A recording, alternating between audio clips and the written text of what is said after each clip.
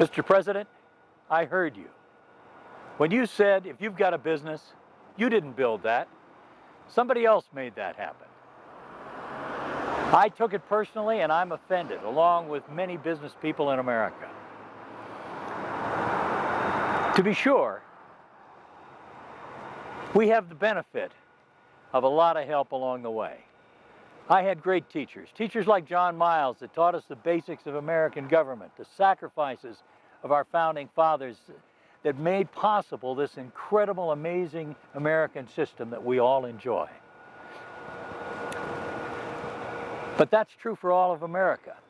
In business, there's more to it than that. I don't do it alone. I've got a great team here. Great management, great workforce, creative people, great suppliers, and terrific customers. We do it together, and that builds business in America. It really isn't enough to be born in the land of opportunity. Somebody has to seize the opportunity and do something with it. And that wasn't somebody else. It began with my father and mother. As part of the greatest generation, Dad came home from the war, went to college on the GI Bill, and then came up with an idea that makes some of our infrastructure construction safer. They borrowed money from Andy Glad. Nobody else was going to loan them money. And that's what began the business. From that point to this, it's been constant development, seizing new opportunities and looking and finding new ways to grow the company. I've spent countless days on the road from unnamed cities, staying in hotel rooms, time away from my family, just to find a new opportunity and secure new business. And Dad never fulfilled his part of the American dream. He passed away before he ever drew one Social Security check, and he left us with inheritance taxes to pay when we had to put my mother's retirement at risk in order to perpetuate the business. We have little in common with Jeffrey Immelt, your chairman of the Jobs Council, CEO of General Electric Company. With a stroke of a pencil, he can eliminate the jobs of 10,000 people he doesn't know. But for me, I know every one of these people. I know their families and their story. It's important. You yourself have correctly stated that small business is the cornerstone of our communities and the engine of our economy. If you truly believe your own words, then we are entitled to recognition, not as paupers seeking a handout, but as citizens participating in building up our communities. Most of us consider ourselves to be middle class. We have little in common with your Harvard and Columbia trust fund buddies. We are here working at our businesses day in and day out.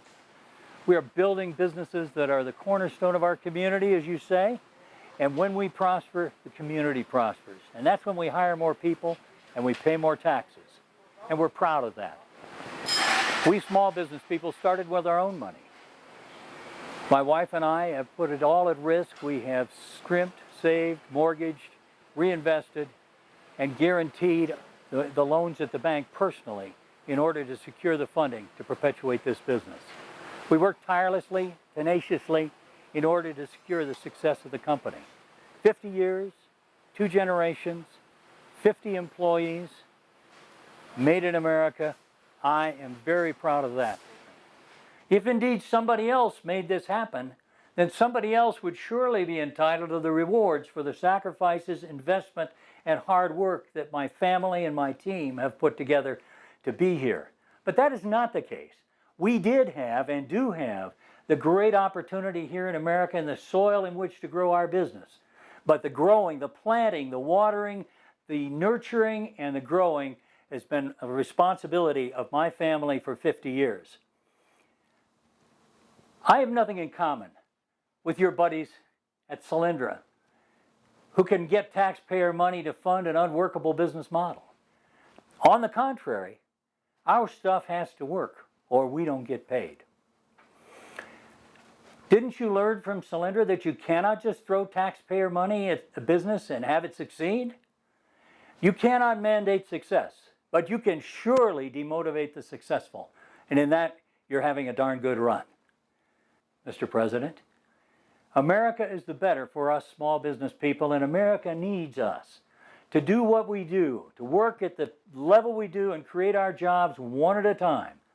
And if millions of small businesses create one job, it's wonderful for this country.